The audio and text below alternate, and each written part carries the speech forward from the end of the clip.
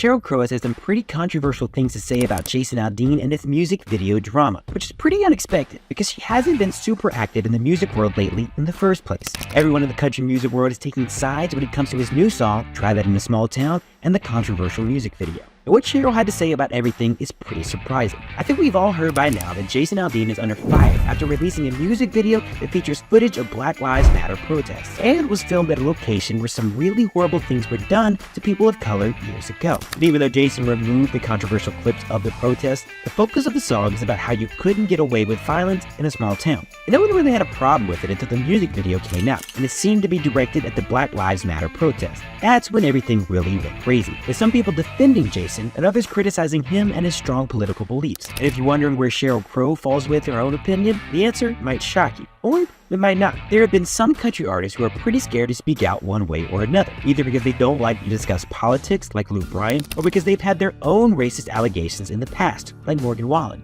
or because they're going through their own controversies right now, like Miranda Lambert. Plus, I think we can all agree that most country artists are scared to say the wrong thing and upset their fans, which is why it is especially shocking that Sheryl Crow spoke out. And here's what she had to say. She tweeted, "I'm from a small town. Even people in small towns are sick of violence. There's nothing small town or American about promoting violence. You should know that better than anyone, having survived a mass shooting." She went on to say, "This is not American or small town-like. It's just lame." Sheryl brought up one of the biggest issues that everyone has with Jason Aldean's political beliefs. Jason was present at the Route 91 Music Festival in Las Vegas in 2017. And not only was he present, he was the person performing on stage when it all happened. And his wife Brittany was pregnant at the time. She was also pregnant. Although they were both not injured, 60 people lost their lives and at least 413 people were injured. After that horrible incident, I think a lot of people expected Jason Aldean to take a stand against weapons like that, simply because of how traumatic the experience was. But instead, he went in the opposite direction. And no one's ever been able to figure out why exactly. But that's not even the biggest criticism that everyone has about the song or video. Most people are bringing up how ironic it is that Jason Aldean is singing about being from a small town when he's actually from Macon, Georgia, which is the 4th biggest city in the whole state of Georgia,